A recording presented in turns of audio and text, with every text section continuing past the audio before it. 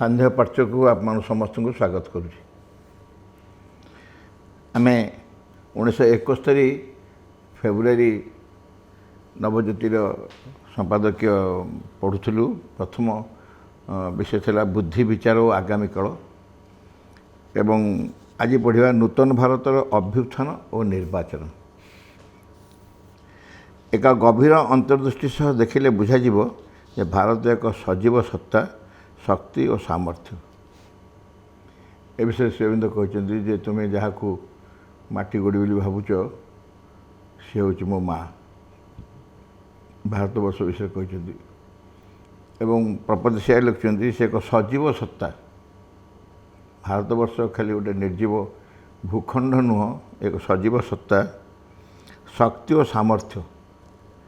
व्यक्ति जेपरी जीवंत, प्रतिभावान, आत्मवान, राष्ट्र सेपरी जीवंत, निजस्व प्रतिभारे प्रदीप्त एवं आत्मयुक्त।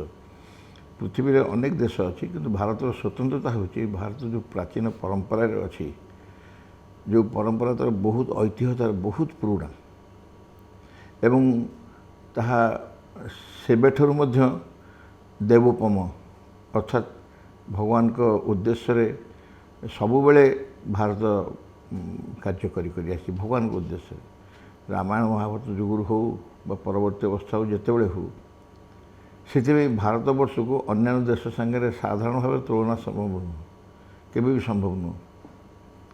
भारत एक जीवंत बोली कहुची। प्रतिभावान, ये प्रतिभावान माने तारी भितर जो सत्ता मान सब जन्मग्रहण करछंती सेमानकर जहाँ प्रतिभा देश तो से प्रतिभा माने कौन? प्रतिभा माने ये योग्यता नुह। प्रतिभा माने भविष्य प्रति जो संभावनामय, भविष्य प्रति जो ऊर्ध्व दृष्टि, ये जो भारतवर्ष में भरपूर ही रही। समग्र विश्व को भविष्य में भारतवर्ष ही मार्ग निर्देश कर। प्रतिभा तार अच्छी। ये किसी साधारण प्रतिभा नुह कि क्षुद्र प्रतिभा नुह, अत्यंत मोहनीय प्रतिभा एक भारतर।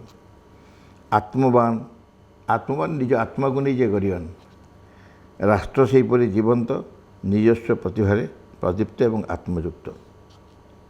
भारतर अंतरात्मा एक जीवंत तत्व, एक महान सत्य। भारतर अंतरात्मा एक जीवंत तत्व, एक महान सत्य। यही मानव गोष्ठी, यही राष्ट्र, यही देश, यही जाति बहु सहस्र वर्षर अदर्श चिंताधारा और परिकल्पनार धारारे महिमान्वित, बहु तपोबल, ऐश्वर्य, विभूति और अविनश्वर संपदे मंडित। जहाँ जहाँ अल्प समय आगु आलोचना कली जे अनेक अनेक महिमारे महिमान्वित ये भारतवर्ष। यही राष्ट्र, यही देश एवं यही जाति बहु सहस्र वर्षर हजार हजार वर्षर चिंताधारा और परिकल्पनार धारा। से समय जो चिंता बराबर हजार हजार वर्ष धरी विभिन्न प्रकार चिंता एवं परिकल्पना अनेक महिमान्वित ताहार माध्यम महिमान्वित हो। बहु तपोबल मान तप साधना कर मुनि ऋषि मैंने अतीत बहु उच्चकोटर साधु सन्थ मैंने तपस्या कर। से काल मुनि ऋषि व्यास वशिष्ठ ठू आरंभ कर अनेक से सब तपस्या कर तपोबल, ऐश्वर्य, विभूति और अविनश्वर संपद मंडित। ये हूँ भारतवर्ष। बेल आसी बर्तमान भारत जागृत हो, समग्र पृथ्वी को पथ प्रदर्शन कर, समग्र पृथ्वी को एक नूतन सत्यर दिगरे परिचालित कर। आउ कई ए विषय चिंता करूना, करें भी नहीं एवं से सामर्थ्य भी नहीं। अन्य कौन देश सामर्थ्य नहीं। समग्र पृथ्वी मार्गदर्शन कर, समग्र पृथ्वी के मार्ग देखेब, समस्त अन्य देश मान को मार्गदर्शन कराइब। ये भारत छड़ा अन्य कौन देश से सामर्थ्य नहीं। बर्तमान से बेला आसी, बर्तमान भारत जागृत हो, समग्र पृथ्वी को पथ प्रदर्शन कर, समग्र पृथ्वी को नूतन सत्यर दिगरे परिचालित कर। नूतन सत्यर दिगरे यहाँ हूँ गुरुत्वपूर्ण कथा।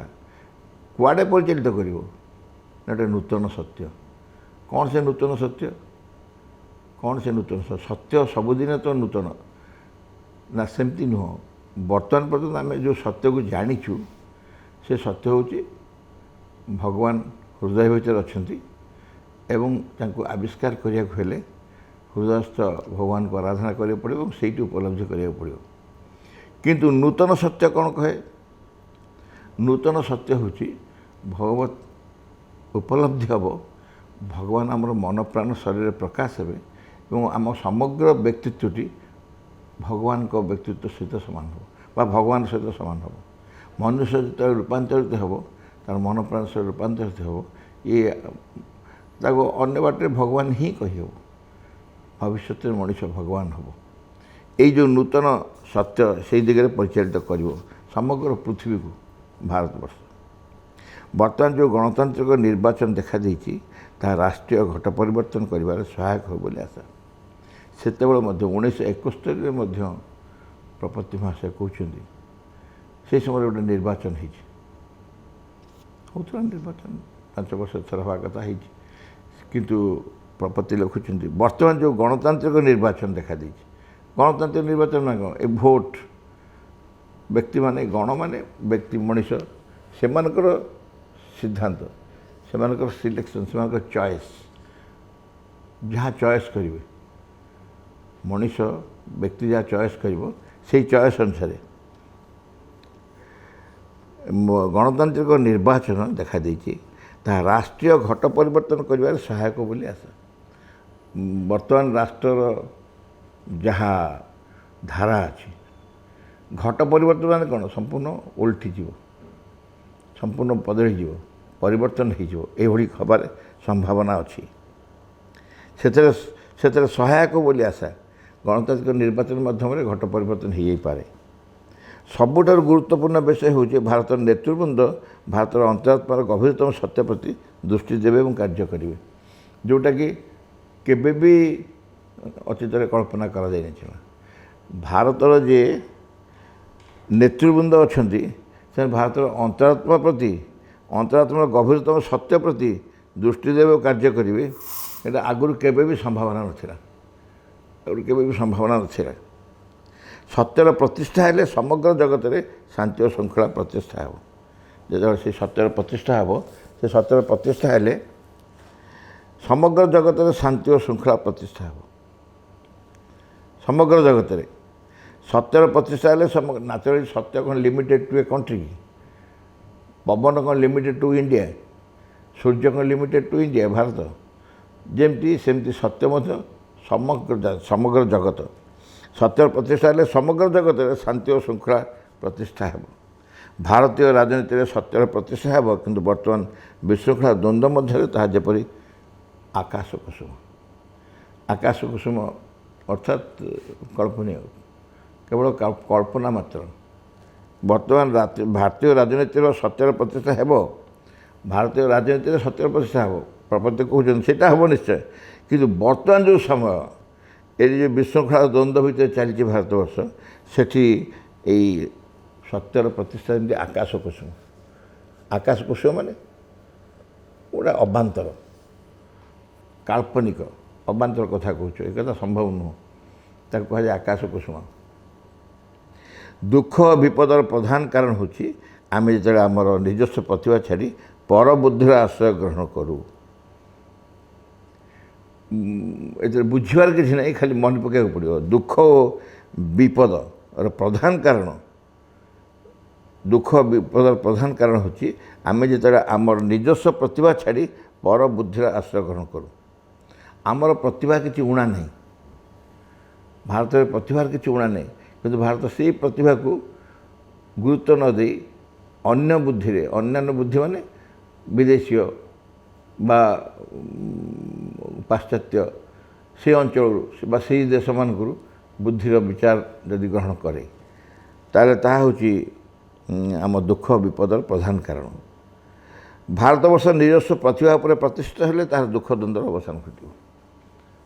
ଭାରତବର୍ଷ ନିଜସ୍ୱ ଯେଉଁ ପ୍ରତିଭା ଅଛି, ଅତୀତରେ ଆଧ୍ୟାତ୍ମିକ ଧାରାରେ ତାର ଯେଉଁ ଅଗ୍ରଗତି ହୋଇଥିଲା, ସେଇ ପ୍ରତିଭାକୁ ଯେଉଁ ସେ ଧରେ ଆରମ୍ଭ କରେ ପୁଣି, ତାହେଲେ ତାର ଦୁଃଖ ଦ୍ୱନ୍ଦ୍ୱର ଅବସାନ ହେବ। ବର୍ତ୍ତମାନ ନିର୍ବାଚନରେ ଏହି ପ୍ରଗତିଶୀଳ ଗୁରୁତ୍ୱପୂର୍ଣ୍ଣ ବିଚାର ପ୍ରତି ଦେଶର ନେତୃବୃନ୍ଦ ଦୃଷ୍ଟି ଦେବେ କି? ପ୍ରପତି ପ୍ରଶ୍ନ କରୁଛନ୍ତି ବର୍ତ୍ତମାନ ନିର୍ବାଚନରେ ଏଇ ଯେଉଁ ପ୍ରଗତିଶୀଳ ଓ ଗୁରୁତ୍ୱପୂର୍ଣ୍ଣ ବିଚାର ଅର୍ଥାତ୍ ସମଗ୍ର ଭାରତବର୍ଷକୁ ବା ସମଗ୍ର ଜଗତକୁ ଭାରତବର୍ଷ ନେତୃତ୍ୱ ଦେବ, ପରିଚାଳିତ କରିବ, ସତ୍ୟ ମାର୍ଗରେ ମାର୍ଗ ନିର୍ଦ୍ଦେଶ କରିବ। ଏଇ ଯେଉଁ ବିଚାର ବର୍ତ୍ତମାନ ନିର୍ବାଚନରେ ଏଇ ପ୍ରଗତିଶୀଳ ଗୁରୁତ୍ୱପୂର୍ଣ୍ଣ ବିଚାର, ଏଇ ଯେଉଁ ବିଚାର ମୁଁ କହିଲି ସତ୍ୟ ପ୍ରତି ଉନ୍ମୁଖ ହେବା ଯେଉଁ ବିଚାର, ଆକୁ ଦେଶର ନେତୃବୃନ୍ଦ ଦୃଷ୍ଟି ଦେବେ କି? ଯେଉଁ ନେତୃବୃନ୍ଦ ଦେଶର ନିର୍ବାଚନରେ ଅଂଶଗ୍ରହଣ କରୁଛନ୍ତି ସେମାନେ ଏଇ ଧାରାରେ କିଛି କହିବେ କି? ଆପଣ ପ୍ରପତି ଗୋଟେ ନିଜେ କହୁଛନ୍ତି ଆକାଶ କୁସୁମ, କିନ୍ତୁ ତଥାପି ବୁଝିବାକୁ ପଡ଼ିବ ଯେ ସେତେବେଳେ ମଧ୍ୟ ଚିନ୍ତା କରାଯାଉଥିଲା ଯେ ଏ ରାଜନୀତି ଯେଉଁମାନେ କରୁଛନ୍ତି ଏମାନେ ଟିକେ ସତ୍ୟ ପ୍ରତି ଉନ୍ମୁଖ ହୁଅନ୍ତିନି। ଯେଉଁମାନେ ରାଜନୀତି କରୁଛନ୍ତି ସେମାନେ ସତ୍ୟ ପ୍ରତି ଟିକେ ଉନ୍ମୁଖ ହୁଅନ୍ତିନି।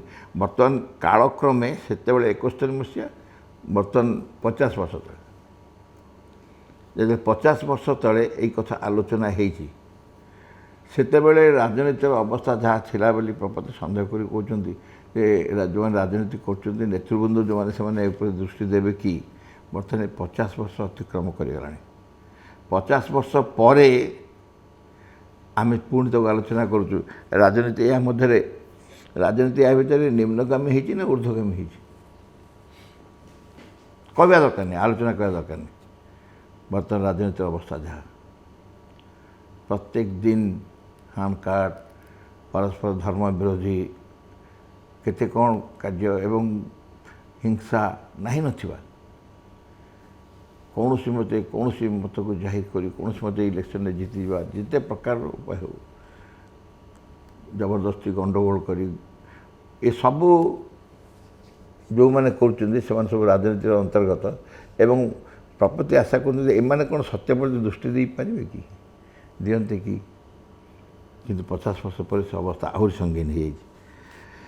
ଏଠି ପୁଣି କହୁଛନ୍ତି ଯୁବଶକ୍ତିର ନୂତନ ଆଭିମୁଖ୍ୟ। ସମଗ୍ର ପୃଥିବୀରେ ପ୍ରତ୍ୟେକ ଦେଶରେ ଯୁବଶକ୍ତିର ଏକ ବିଶେଷ ଉଦ୍ବେଳନ ଦେଖାଦେଇଛି।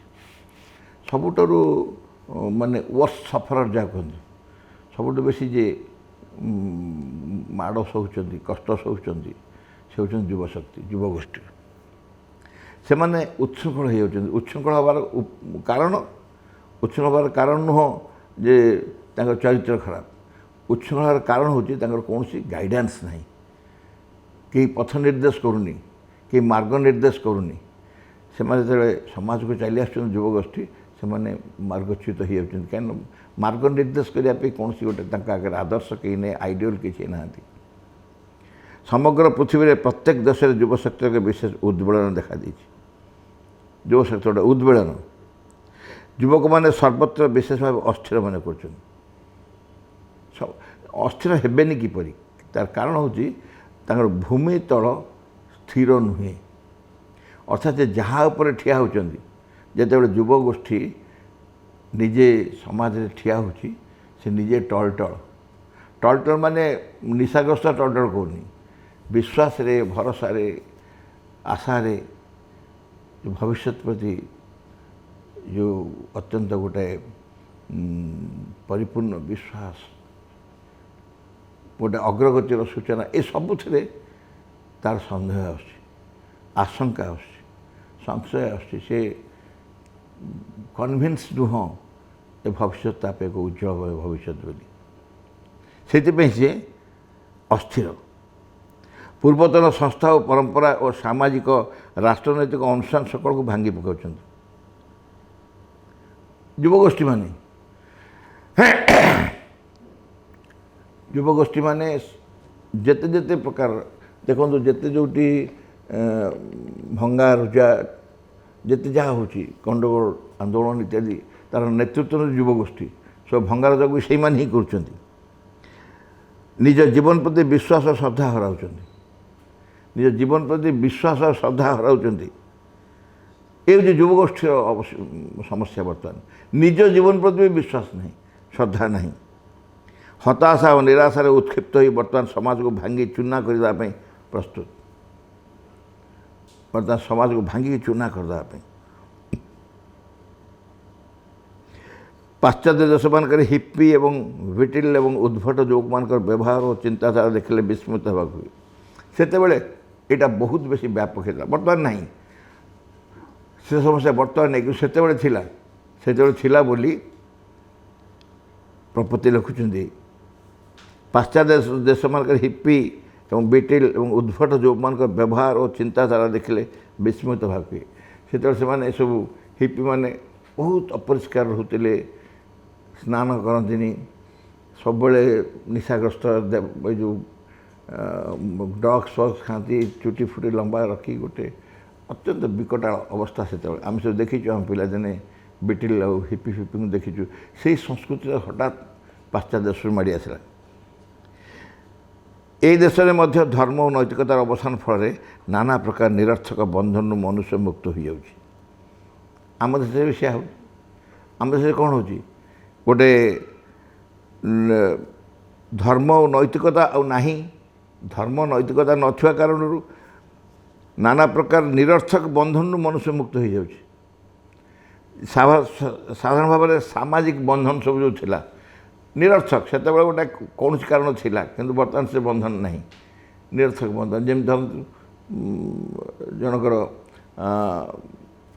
कई घरे शरीर त्याग कर श्राद्ध कर कि नहीं नंडा हम कि नहीं पालिब कि नहीं ये सब किंबा तुम घर जड़े कहीं शरीर त्याग कले तुम अन्य को क्या शुभ काम जोगद कि नहीं एमती अनेक प्रकार ये सब बड़ निरर्थक जिनस किंतु तापर बहुत गुरुत्व दूसरे से किंतु एवं से बंधन धीरे धीरे मनुष्य मुक्त हो जाऊँगी मुक्ति स्वाधीनता सौहार्द और समता को युव प्राण ज्ञात हो अज्ञात हो खोजी बुलूँ मुक्ति स्वाधीनता सौहार्द और समता युव प्राण ज्ञात हो अज्ञात हो खोजी बुलूँ से बड़ विकल अवस्था युवगोष्ठी बड़ विकल अवस्था अच्छा जदि बा कौन गंडगोल भितर प्रवेश कर जाऊँ भंगा रुजा करवा उग्रपंथी हो किसी ना सुइसाइड करदा भर प्रवेश कर तथापि ता भर गोटे अज्ञात से खोजी चलती कौन गोटे खोजुटी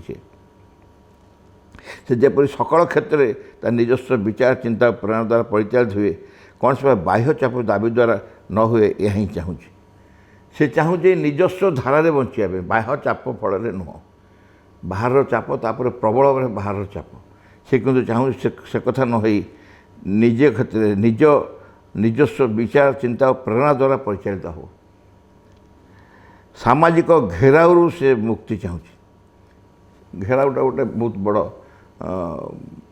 गोटे केमती विद्रोहात्मक शब्द घेराव कर माने अटक चारिकट जा घेरिकी रड़े जन भितर बंधी अटक सब चारिकट जा घेरिकी घेराव कहते ये जमी सामाजिक घेराऊ से मुक्ति चाहूँ समाज ताको चारिपट जाक घेरी जाइए युवगोष्ठी चारिपट जाक समाज घेरी जाऊँ परिवार राजा सरकार शासन सबकि समस्ते ताको घेरी जाऊँ चारिकट जाक मुक्तिर अर्थ ही स्वतंत्रता बा स्वाधीनता मुक्तिर अर्थ ही स्वतंत्रता और स्वाधीनता सौहार्द और समता को आकड़ प्राण युव प्राण चाहे युव प्राण कौन चाहूँगी सौहार्द और समता को आकूल प्राण युव प्राण चाहे कितने पॉजिटिवली लेखा देखो जो समाज समस्ते युवगोष्ठी की निंदा कर युवगोष्ठी की गोटे गाड़ी दौरान निंदा कर विरुद्ध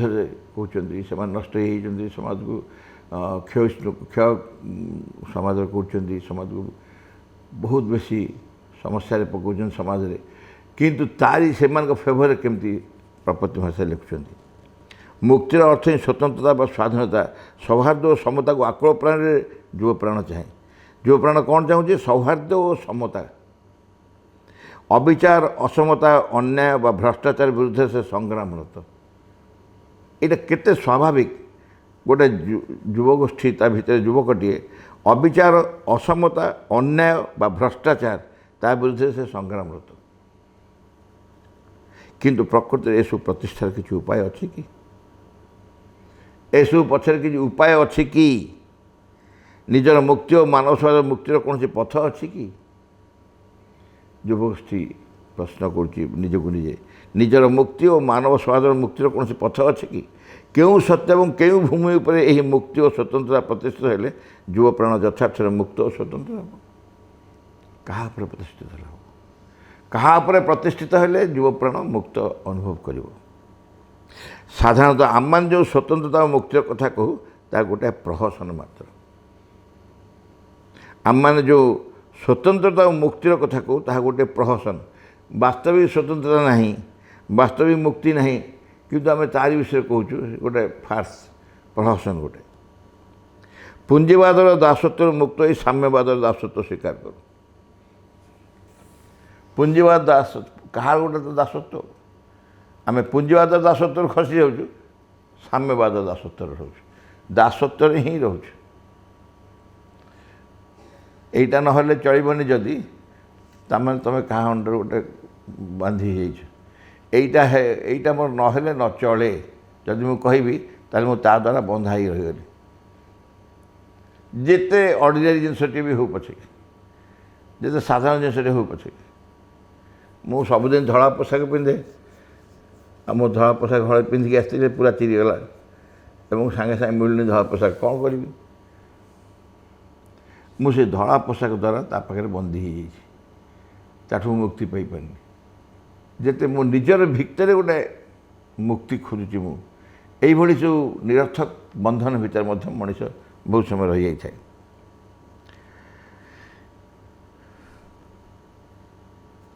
ତେଣୁ କାହାର ଗୋଟେ ମୋ ଦାସତ୍ୱ, ପୁଞ୍ଜିବାଦରୁ ଖସିଲେ ସାମ୍ୟବାଦର ଦାସତ୍ୱ, ସାମ୍ୟବାଦର ଦାସତ୍ୱରୁ ମୁକ୍ତ ହୋଇ ଏକଛତ୍ରବାଦର ଦାସତ୍ୱ ସ୍ୱୀକାର କରୁ। ଯଦି ସାମ୍ୟବାଦରେ ଖସିଗଲୁ ତାପରେ ଦେଖିଲାବେଳକୁ ଡିକ୍ଟେଟର। ସେ ସମୟରେ ପାକିସ୍ତାନରେ ସବୁ ଡିକ୍ଟେଟର ଗଭର୍ଣ୍ଣମେଣ୍ଟ, ଏବେ ଡିକ୍ଟେଟୋରିଆଲ ଗଭର୍ଣ୍ଣମେଣ୍ଟ, ତା'ର ଦାସତ୍ୱ।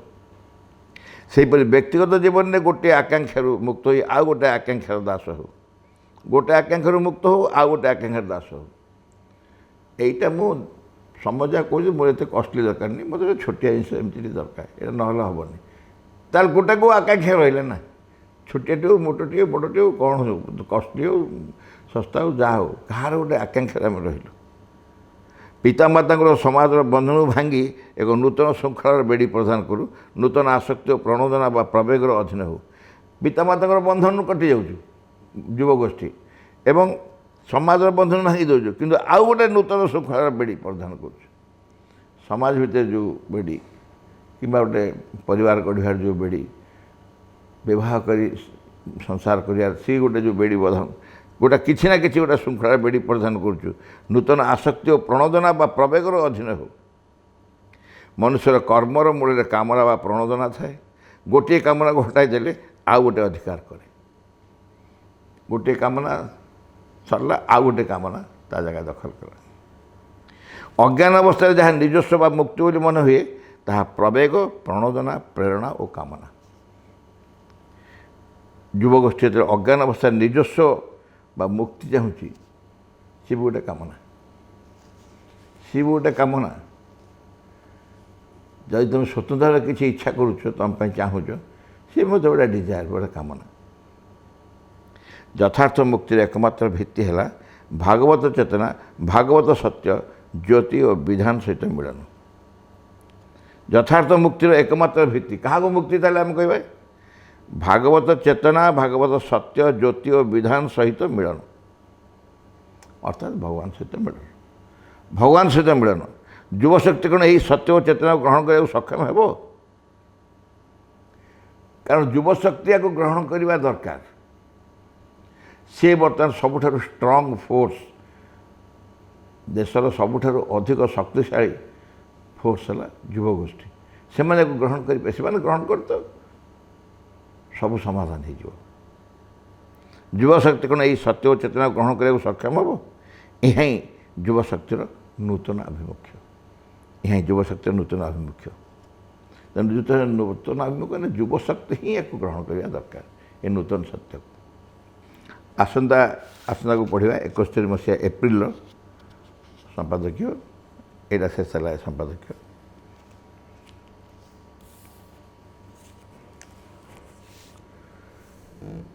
ভগবত সেবকর প্রার্থনা।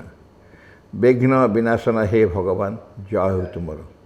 आममान अंतरे किसी जपरी तुम कार्य विघ्न न घटाए किसी जपरी तुम आविर्भाव विलंब न घटाए सकल विषय सकल मुहूर्त पूर्ण हो तुम इच्छा तुम सम्मुखें छिड़ा आम मैंने तुम इच्छा ही आम मध्य आम सत्तार प्रत्येक अंगरे प्रत्येक कर्म उच्चतम चूड़ारू तुच्छतम प्रत्येक कोषे पूर्ण हो तुम आम निष्ठा हुए जपरी सर्वांगीन चिरंतन आम मैंने अन्य सबकि परिहार कर चाहूँ संपूर्ण रूपे तुम प्रभाव अधीन रहा आम मैंने केवे ही जपरी न भूलु तुम निकट में गभीर भाव निबिड़ भाव कृतज्ञ हो रहा प्रति मुहूर्त तुम आम जो अपरूप संपद सब दान कर जाऊच से सबूर किसी जपरी आम अपचय न करूँ आम मान प्रत्येक अंग जपरी तुम कार्य सहज रुहे से सब जपरी प्रस्तुत हो उठन तुम सिद्धि सकाशे परम सिद्धिकर्ता हे भगवान जय हो तुमर विजय देव आम मान ज्वलंत सक्रिय चरम अटल विश्वास in the name of the mother for the sake of the mother by the force of the mother with the strength of the mother to all adverse harmful being or force I order to quit this place at once and forever.